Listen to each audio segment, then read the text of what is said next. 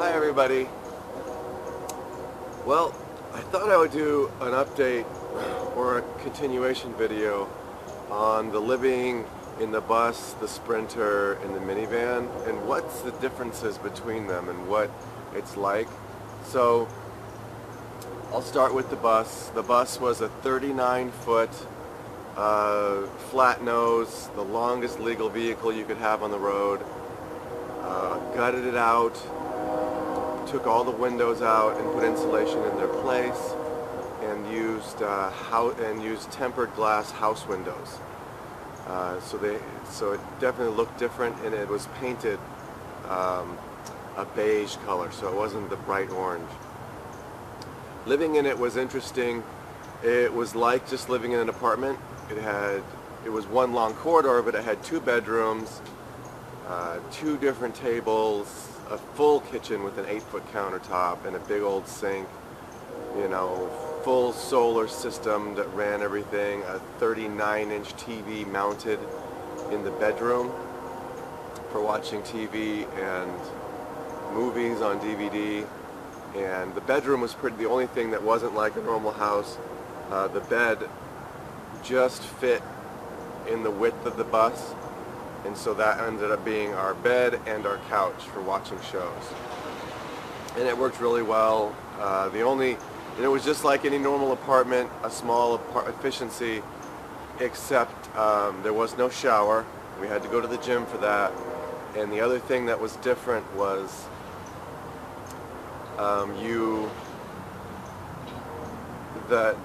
there was no central air or central heat. And so you had a propane heater, or we just had this little homemade swamp cooler thing that I made, which worked good up until about 85, maybe 90, but after that it got hot as hell in there, and there just wasn't enough ventilation. I didn't build enough ventilation into it, and that's the one thing I would have changed. But it was just like a normal apartment. It was so big, it was just too much for me to drive around. I'm sure people are driving big old Class A's and they would be like, that's just a Class A, but for me it was just too much. So I didn't drive it around too much. It mostly sat on someone's land, on a farm, and we traded taking care of chickens and helping with the farm for a place to park. And we were off the grid and stuff with a 60-gallon water tank. And that was fun for a year. We had 2 cars. I worked. Then moving on to the Sprinter, that had 14 feet. The living space was 14 feet long. Woo! The Sprinter, that was 14 feet long. And I mean, there's so many videos on that. You can go to Noelle Marie 42 and just look up the Sprinter build. I built it in a week. I videoed the whole thing, building it for a week, and my ex's channel has that if you want to see it. It's pretty fun. I really enjoyed that build. What it was like living there, it was small, it was tight, there was a lot of issues. We had to be comfortable with each other because you could never walk by somebody. You had to stand like this and someone had to scooch by you, and when you scooched by, you rubbed your bodies. Like, there was no getting by without like fully being close to that person. That's the only weird thing about it. There was like one area in front of the kitchen or in front of the dining room tables where it was like 9 inches, and so you had to kind of go. I had to go sideways a little bit. So walking back and forth really wasn't that. I didn't do it a lot because it was so tight. So I sat most of the time. And in the bus, same thing. The ceilings were too low, just like the last video I did about this, and so I sat most of the time, unless I was getting something or going somewhere. And so, but I loved it. It was fun. It was an adventure. For 2 people, that was the perfect size for us. Being able to, Noelle was a little shorter than me, so she could actually fully stand up and walk around without brushing her head.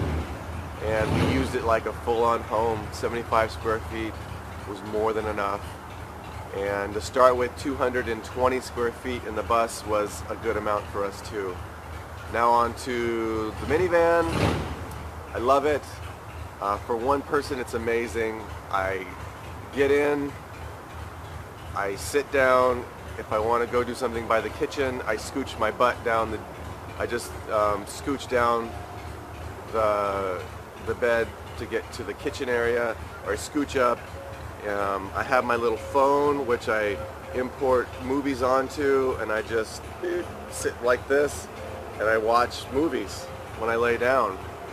I've done great without solar, and that's going to be a whole nother video on what it's like to live for an entire month without electricity that you could just plug into.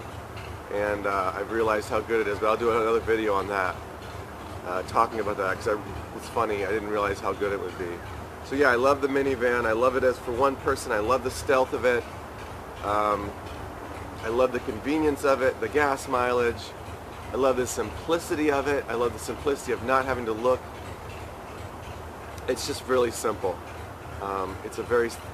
It makes my life less cluttered right now as I transition and become the Vince I used to be, or more towards that way, more mature, but the Vince I used to be in college, where I was just more free-spirited and just full of life and fun. That's the kind of guy I'm coming back to, and so it's fun to explore that in this small home, and to see people's expression when I talk about it, and they're just like, gosh, I just bought a big house and you're living in a minivan? That's crazy. And I'm like, oh, I love it. So that's a quick update on what it's like to live in all three of those. They were all great experiences, and they all taught us in the bus. About 6 months in, we really stopped using the whole front half of the bus, and we ended up living in about 100 square feet, maybe 120 square feet is all we actually used. And we realized and made the comment, gosh, we didn't need this huge bus, we could have got something smaller. So that was kind of interesting to figure out. So as you do it, you don't realize how small you can go or what's the right size until you actually kind of do it. And so I suggest anyone who's interested in this life kind of figure it out, you know. I did the minivan for under $1,200, bought and built out. So, you know, it can be done on a small budget. And have a great day.